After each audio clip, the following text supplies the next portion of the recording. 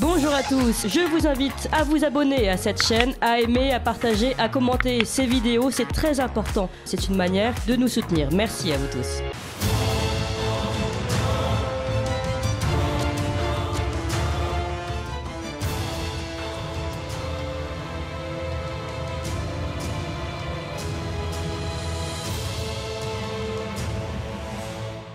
Bonjour Hubert Calmette.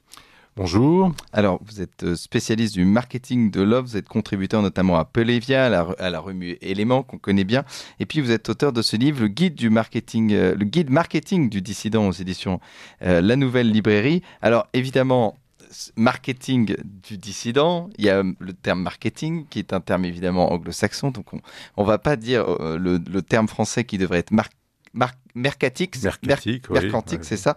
Donc mercantique, malheureusement, chers auditeurs, on ne peut pas dire mercantique pendant tout l'ensemble de l'émission. Mais déjà, parler de marketing, Hubert Calmette, est-ce que ce n'est pas déjà se soumettre à l'idéologie donc anglo-saxon libérale ? Le marketing est effectivement le bras armé du système libéral, ça ne fait pas l'ombre d'un doute. Mais le marketing n'est pas une idéologie. Le marketing est une méthodologie. Et c'est l'objet du livre, rien ne nous empêche de faire main basse sur les armes du système. Ça n'est pas parce que l'on fait main basse sur les armes du système que pour autant on adopte son drapeau ou même sa stratégie. Donc adopter une méthodologie pour, pourquoi pas, émettre des critiques audibles, émergentes sur le système, c'est tout l'objet de l'ouvrage. Et justement, donc, dans votre définition du marketing, page 11 de votre livre, vous dites notamment que ce mot marketing commençons à examiner ce que nous pouvons en faire hors idéologie, même si, comme l'aurait dit Nietzsche, chaque mot est un préjugé, depuis la Rome antique qui excellait dans la valorisation de ses produits et dans l'art du commerce, et jusqu'aux négociants en vin de Bordeaux qui adaptaient leur offre aux différents pays avec lesquels ils commerçaient. Donc c'est ça le marketing finalement, ça a toujours existé. Oui, même si, pour répondre très exactement à ce que vous venez de dire à l'instant, il y a deux types de marketing. Il y a un marketing de la demande, qui passe son temps à adapter une offre à un champ d'attente. Donc là, on est sur du clientélisme pur, et j'ai envie de dire c'est 90% du marketing aujourd'hui, ce que vous trouvez dans les produits de grande consommation, est façonné par le marketing de la demande. Et puis il y a un marketing de l'offre qui nous intéresse beaucoup plus ici, qui va considérer que l'offre est intangible, elle est ce qu'elle est. En gros, c'est « je suis ce que je suis et qui m'aime me suivent ». En revanche, je mets tout en œuvre pour rendre mon offre intelligible, accessible, au plus grand nombre, ou en tout cas à une cible que l'on aura circonscrite. Et justement, vous parlez aussi de marketing politique, et donc là, vous expliquez finalement que dans le marketing politique, c'est autre chose. Les produits sont... L'étude de marché, c'est une étude d'opinion, que l'analyse concurrentielle, c'est l'analyse de l'offre politique, que le marché, c'est le corps électoral, que la part de marché, ce sont les voix, que la marque, c'est le parti, le candidat, et que le produit, c'est un programme, une vision du monde, enfin des idées. Et alors ça, vous êtes à l'aise avec cette idée que finalement, on peut comparer un produit à des idées ? On ne compare rien. Simplement, on part du principe qu'il y a un certain nombre de méthodes qui ont montré leur efficacité, et faire une analyse du marché, entre guillemets, marché, évidemment, vous l'avez compris, la plus objective possible. Définir ce que l'on est de la manière la plus intelligible possible, c'est-à-dire définir son positionnement, ses objectifs et ses cibles, c'est s'engager dans la voie de l'efficacité. Vous voyez, donc il n'y a pas là la volonté de considérer un homme politique, par exemple, comme un baril de lessive, c'est ce que sous-tend un petit peu votre remarque, mais bien d'adopter une fois de plus une attitude, une méthode qui permet d'être efficace. C'est simplement l'efficacité que nous visons dans cette histoire. Et donc justement, on va dire marketing, je le rappelle aux auditeurs, et je vais reciter de l'anglais « The medium is the message », donc c'est le moyen devient le message, et donc finalement, la technique en elle-même du marketing est porteuse d'une idéologie, forcément. Le moyen est un message en soi, donc, et est-ce que c'est un message justement qui peut être dissident ? Alors, medium is message, je reprends ces termes, puisque c'est vous qui avez osé. Oui, j'ai osé, mais c'est une phrase connue. C'est du Marshall McLuhan, c'est un philosophe des années 50-60, qui dit à l'époque que finalement on ne regarde plus un programme à la télévision, mais on regarde la télévision. C'est-à-dire que finalement le médium devient une fin en soi. Une petite fenêtre hypnotique qui devient une fin en soi. Donc oui, ça c'est une réalité. Pour autant, il nous faut dans cette histoire, si l'on veut avoir une posture, on va dire, en adéquation avec nos partis pris, il nous faut prendre soin d'être rigoureux sur le maintien de ce que l'on est. Garder scrupuleusement en tête que notre offre est ce qu'il y a de principal. Un petit peu comme si je faisais un parallèle dans le marketing du luxe, vous voyez, si vous êtes le patron d'une grande marque de champagne, ça n'est pas parce qu'un panel de consommatrices va vous dire qu'il faut un produit plus sucré, que sais-je, que vous allez rajouter du sucre dans votre marque, un Dom Pérignon, un Veuve Clicquot, que sais-je, qui est dépositaire de 4 siècles de tradition champenoise. Voyez, vous êtes dépositaire de cette tradition, donc vous allez scrupuleusement conserver l'identité de ce produit. Mais pour autant, vous allez vous doter de tous les moyens pour le faire connaître, le faire découvrir à votre cible. On est dans le même esprit. Donc, Medium is Message, ça c'est un constat sur ce qu'est devenu la société, qui considère que finalement, regarder son smartphone à longueur de journée est une fin en soi. Mais c'est certainement le contraire que nous souhaitons. C'est-à-dire s'attacher à nouveau au contenu et non plus à ce qui met en avant ce contenu. Et c'est d'autant plus multiplié avec notamment le réseau social TikTok, vous connaissez, qui sont des vidéos très très courtes de 30 secondes, où les gens ne regardent plus véritablement TikTok pour une vidéo, mais ils regardent ce qui passe finalement, et dans une allure hypnotique. Et sont victimes d'une pollution mentale, d'une colonisation de leur imaginaire inconsciente, subliminale. On va en reparler. Ça, c'est, je crois, l'élément principal. Je donne quelques cours ici ou là, et j'ai coutume de dire à mes étudiants, à inviter mes étudiants à mémoriser une publicité, un spot publicitaire, et je les invite à oublier, ou plutôt effacer de leur mémoire ce spot, ce qui est évidemment totalement impossible. On regarde en général avec des yeux ronds, se disent il a dû avoir un petit problème. Et c'est impossible. Lorsqu'une image est implantée en vous, elle y reste. Donc il ne faut pas sous-estimer cette capacité, vous parlez de TikTok, mais de bien d'autres médias, à implanter en nous, subliminalement, inconsciemment, des images qui vont revenir ici ou là, au gré de votre vie. Par exemple, lorsque vous êtes devant un linéaire de supermarché, eh bien inconsciemment, vous allez avoir des signifiants qui vont s'imposer à vous et guider votre choix inconsciemment, une fois de plus. Et donc, ça, c'est le marketing, c'est aussi le règne de la néophilie, c'est-à-dire il faut toujours qu'il y ait quelque chose de nouveau. Oui. Ça, c'est quand même terrible. Et puis, du zapping, c'est-à-dire qu'il faut toujours qu'il y ait quelque chose de nouveau et très vite changer pour autre chose. Absolument, oui. La néophilie, c'est un terme largement utilisé par Jean Baudrillard, qui a écrit ce remarquable ouvrage, La société de consommation. Mais avant lui, le mouvement anti-utilitariste était sur cette ligne-là. C'est le culte de la nouveauté pour la nouveauté et son corollaire, qui est l'insatisfaction permanente. On appelle ça la pléonexie, qui est en fait une tendance quasi pathologique. Je crois qu'il faut le dire. C'est-à-dire que cette consommation, cette société de consommation nous conduit à des addictions, nous amène à des addictions, des comportements dont nous perdons la maîtrise. Et je crois que c'est très important de le souligner, car on s'imagine qu'on est libre. En fait, on ne l'est pas du tout. Tout est fait pour prédéterminer votre choix.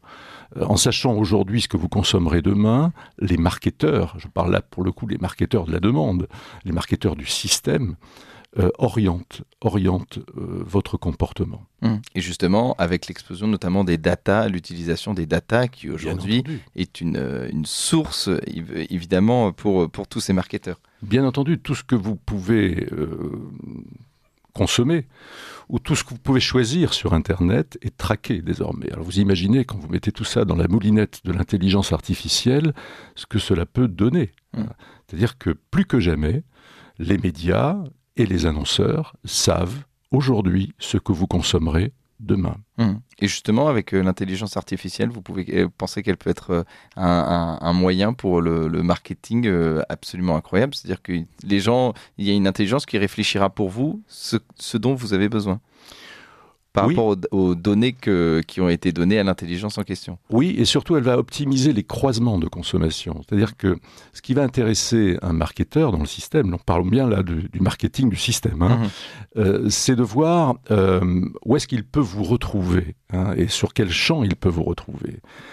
Si vous êtes, par exemple, un consommateur de voyages de tel ou tel type, mais également de tel ou tel magazine, etc., on va croiser tout cela, et donc on va vous retrouver dans tous les moments de votre vie. Vous voyez, et l'intelligence artificielle est plus armée que quiconque pour réaliser cette synthèse. Ce tracking, pardon, encore en termes anglo-saxons. Je crois qu'il y a un petit cochon dans lequel on met... oui, c'est ça, il est juste là. Voilà. Mais ça va me coûter très cher. Là, on fait les comptes, Mais oui, ce tracking, c'est cette chasse, en fait, finalement, à l'ensemble des informations du client en question. Donc ça, c'est véritablement le pouvoir du marketing.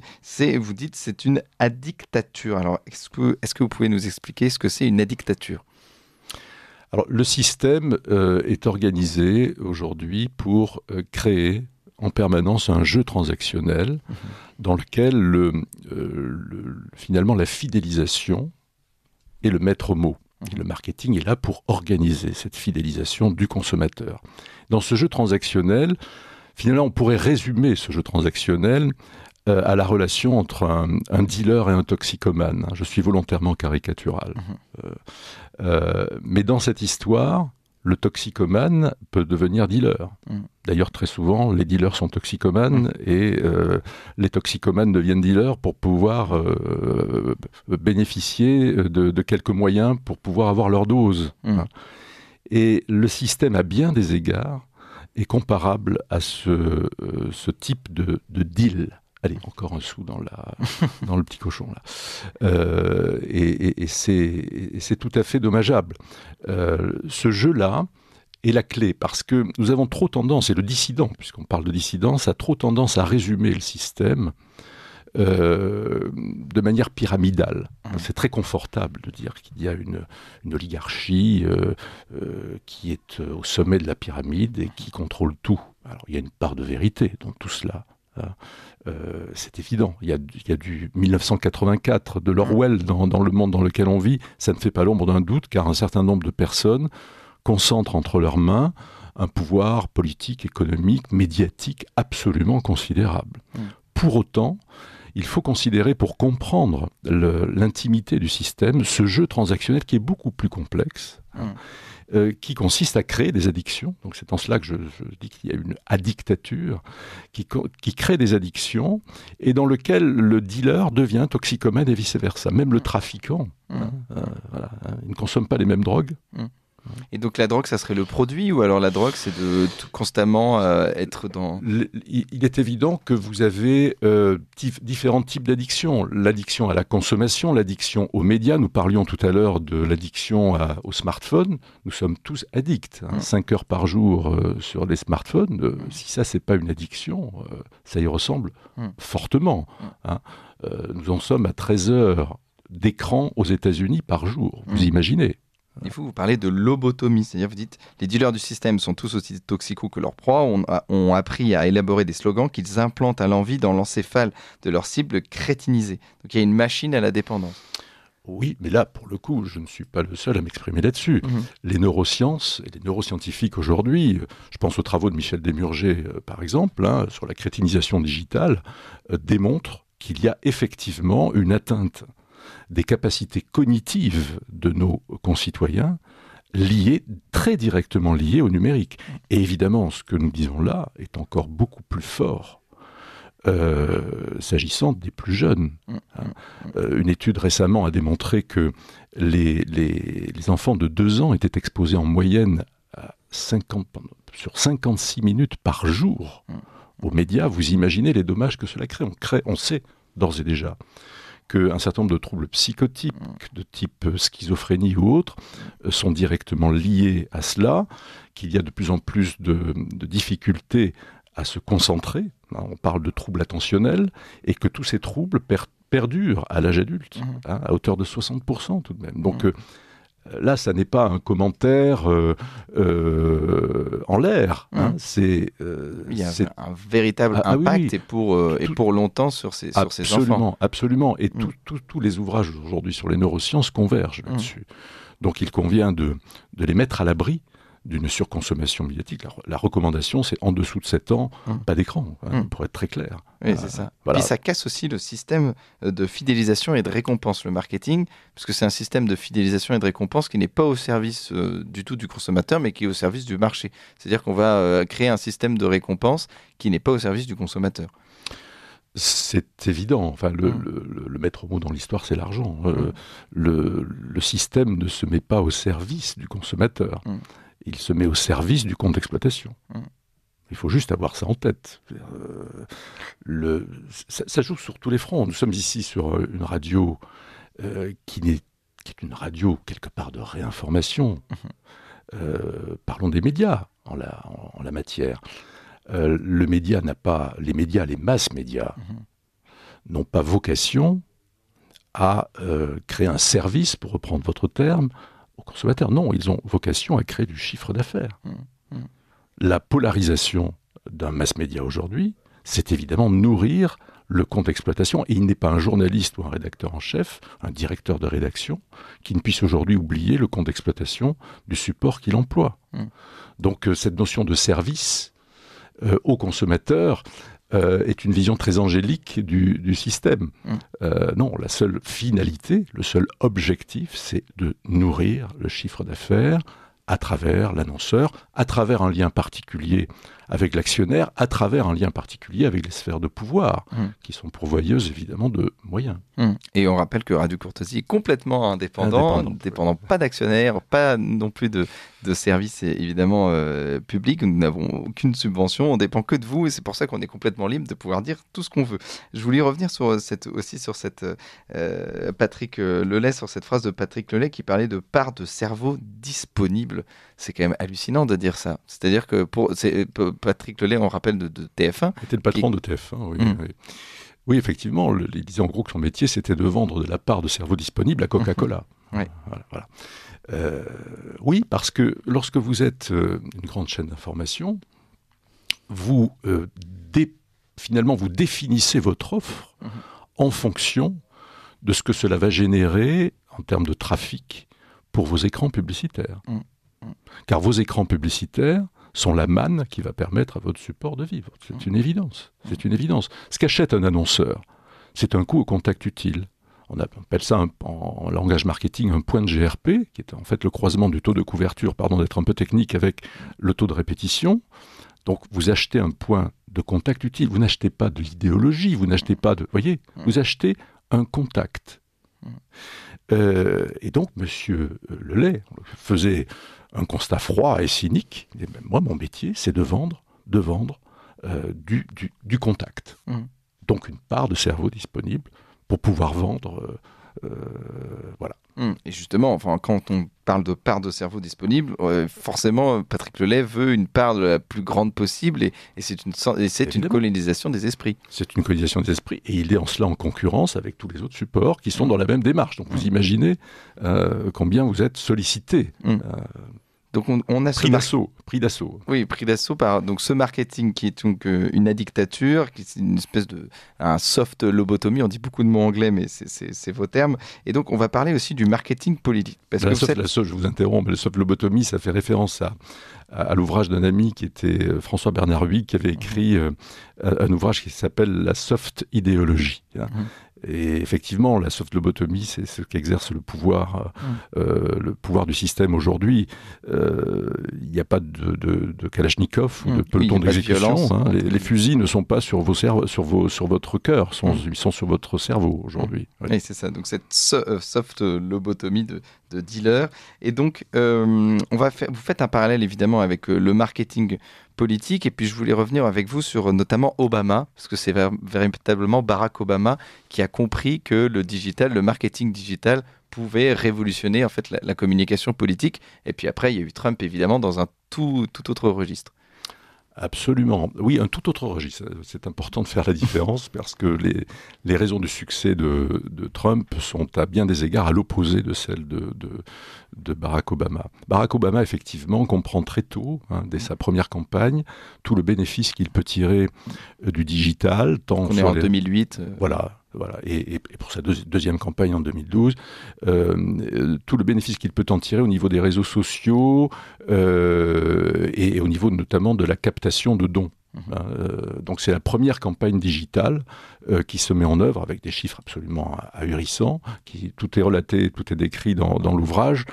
Et on va voir d'ailleurs cette machine de guerre importée chez nous. À l'époque pour DSK, c'était avant qu'il ne se prenne les pieds dans sa braguette. En fait, c'est Emmanuel Macron qui, dès 2016, va tirer parti de ce système-là et va faire une campagne lui-même très digitale, en marche, et quelque part dans la ligne de ce qu'a pu faire Barack Obama. Mais il faut bien souligner que c'était en 2008... tout à fait précurseur comme démarche. Alors Trump, évidemment, a utilisé les mêmes stratagèmes et les mêmes outils, d'autant qu'on est en 2016, 2015, pour le début de sa campagne. C'est une évidence, mais la principale valeur ajoutée de Trump, c'est le discours de rupture. C'est-à-dire ce qui va faire le succès de Trump par rapport à Barack Obama, c'est précisément un discours qui est un discours de dissident. Alors vous me direz, oui, mais il reste républicain, la dissidence républicaine, le ton n'était pas du tout conforme. Le ton était un ton en rupture. Et c'est cette dissidence qui lui a assuré l'émergence. Oui, c'est ça. Donc, pour revenir sur Donald Trump avait Twitter, ce qui lui permettait ce qu'on peut appeler un marketing direct, c'est-à-dire il était directement en contact avec ses soutiens. Marketing direct, et vous parlez là des médias, mais parlons du ton. Parlons des mots. C'est une campagne anti-establishment, délibérée, et qui prouve d'ailleurs qu'on peut être en rupture, on peut être dans une position clivante, segmentante, comme on dit en marketing, et gagner. C'est parce qu'il a eu un ton segmentant, clivant, qu'il a émergé et qu'il a intéressé. Je crois que c'est très intéressant de dire ça, parce que la tentation pour le politique est toujours, à la veille d'une échéance électorale, de ratisser large, d'arrondir les angles, vous voyez, de se montrer très politiquement correct. Et la candidature Trump est par définition une candidature politiquement incorrecte, et c'est cela qui l'a fait gagner. Vous voyez, là on casse un petit peu des idées préconçues avec ce type d'histoire politique. Et il y a un candidat français, donc Éric Zemmour, qui s'est évidemment aussi imprégné de ce marketing direct, qui lui était très présent sur les réseaux sociaux notamment. Il a eu une campagne, tout le monde a reconnu qu'il avait un bon marketing politique, mais finalement il fait 7%. Alors comment vous pouvez expliquer que même avec un bon marketing politique, finalement, ça ne suffit pas tout de même ? Alors, il y a une maîtrise des outils, vous l'avez souligné. Il y a aussi, parce que les 7%, d'abord, ça n'est pas si mal que ça, 7%. 7% pour une première candidature. 2 millions d'électeurs. Je ne suis pas certain en plus que ce soit idéologiquement parlant un échec, car les thèmes que Éric Zemmour met sur la table dès 2021 s'imposent dans la campagne. Au global. Donc, de ce point de vue-là, il y a un certain succès. Après, Éric Zemmour fait à la fois une performance sur la maîtrise des outils, mais également sur le fond, pour la même raison que Trump, quelque part. C'est-à-dire qu'il ose dire des choses, franc du collier. Il met d'une certaine manière, pardon du terme, ses tripes sur la table, sur plein de sujets. Et ça plaît, parce que cette sincérité est perçue. Ce qui fait qu'il décroche, à un moment donné, à mon avis, j'en fais d'ailleurs l'analyse dans le livre, c'est qu'il se pose un problème d'incarnation. Un polémiste ne devient pas du jour au lendemain, enfin journaliste, polémiste est presque un petit peu péjoratif, un journaliste ne devient pas du jour au lendemain un homme politique. Donc déjà, il a fait sa mue en grande partie, et il faut le souligner, mais ça n'est pas aussi simple que cela. C'est pas parce que vous évoquez à longueur de journée le général de Gaulle ou Bonaparte que vous l'incarnez. Donc vous incarnez ces figures tutélaires dans votre propos. Vous voyez, il y a quand même ce problème d'incarnation. Et puis je pense que la crise ukrainienne, il en fait lui-même l'analyse dans son livre, mais je ne ferai pas tout à fait la même analyse. La crise ukrainienne explique en grande partie son échec. Ce qui s'est passé, et là encore, c'est un problème de, comment dirais-je, de radicalité. Sur la crise ukrainienne, il y a un Zemmour qui rentre quelque part, qui rentre dans le rang quelque part, qui en plus est amené par les médias à se fourvoyer dans cette histoire de migrants ukrainiens qu'on ne veut pas accueillir, et évidemment tout se polarise là-dessus. Mais il y a aussi, alors même qu'en avril 2022, je vous le rappelle, 52% des Français comprennent au moins un des motifs de guerre de Vladimir Poutine. C'est un sondage IFOP qui avait été réalisé à l'époque. Donc il y avait une opportunité d'entrer dans une critique d'une guerre américaine, quelque part, qu'il n'a pas saisie. Au nom de sa radicalité, qui était assumée, il pouvait, je dis bien il pouvait, je ne prends pas parti dans cette histoire, mais il pouvait assumer un positionnement aussi radical, qui aurait été scandaleux, iconoclaste, mais émergent. Et oui, potentiellement émergent, oui, tout à fait. Donc ça, on parle d'Éric Zemmour, qui a fait donc 7%. Puis en 2017, il y a Emmanuel Macron, qui a émergé de rien. Enfin, les Français ne le connaissaient pas. Il était ministre de l'économie sous Hollande. Et on a souvent dit qu'on nous a vendu Emmanuel Macron comme on nous a vendu de la lessive finalement. Et ça, est-ce que c'est pas quelque chose qui vous peine, parce que vous êtes évidemment attaché aux idées, c'est pas quelque chose qui vous peine dans le marketing? C'est-à-dire qu'il y a beaucoup de gens qui nous ont dit finalement Emmanuel Macron il parle bien, il présente bien, il est charmant, on va voter pour lui parce que il incarne quelque chose de sympa, comme un télé-évangéliste protestant, vous voyez. Et ça vous fait pas de la peine justement que le marketing soit au service du creux et du vide? Pas le marketing de la demande. Voilà. C'est-à-dire que Macron n'est pas dans le marketing de l'offre, il est dans le marketing de la demande. Un parti, si vous voulez, allez, encore un sou dans le cochon, mainstream, de grand chemin. De grand chemin, qui va sur les boulevards comme ça, qui se prétendent de gouvernement. Enfin, les partis dits de gouvernement, l'expression est hautement critiquable. Par définition, épouse l'air du temps. D'ailleurs, il ne vous a pas échappé qu'en 2017, Emmanuel Macron n'a pas de programme. Il n'a pas de programme en 2017, en 2022, il ne fait même pas campagne. C'est extraordinaire, quand même. On se pince. Voilà. Pourquoi ? Simplement parce que lorsque vous êtes dans cette logique du marketing de la demande, vous corrigez en permanence votre offre politique en fonction du champ d'attente que vous identifiez. Donc, tous les moniteurs étaient en marche, c'est le cas de le dire, pour tester, évaluer l'état de l'opinion sur telle ou telle thématique et ajuster en temps réel l'offre politique. C'est du clientélisme pur, voyez ? Et ça, c'est du marketing de la demande. Donc c'est exactement ce qui s'est passé. Et bis repetita, en 2022, avec en plus un contexte qui fait d'Emmanuel Macron un chef de guerre, d'abord chef de guerre Covid, évidemment, je confine, je déconfine, je fais le bonheur des gens, je fais peur, je rassure, je suis maître des horloges, voilà. Et puis la crise ukrainienne, où là c'est le chef de guerre stricto sensu, qui en plus à l'époque, vous savez, joue le grand médiateur transnational, voilà. Donc on est bien sur une posture où il n'y a pas de colonne vertébrale, où on passe son temps à épouser l'air du temps. Ça, c'est du marketing de la demande. Et là, il faut bien reconnaître qu'il excelle et que son équipe excelle dans ce domaine.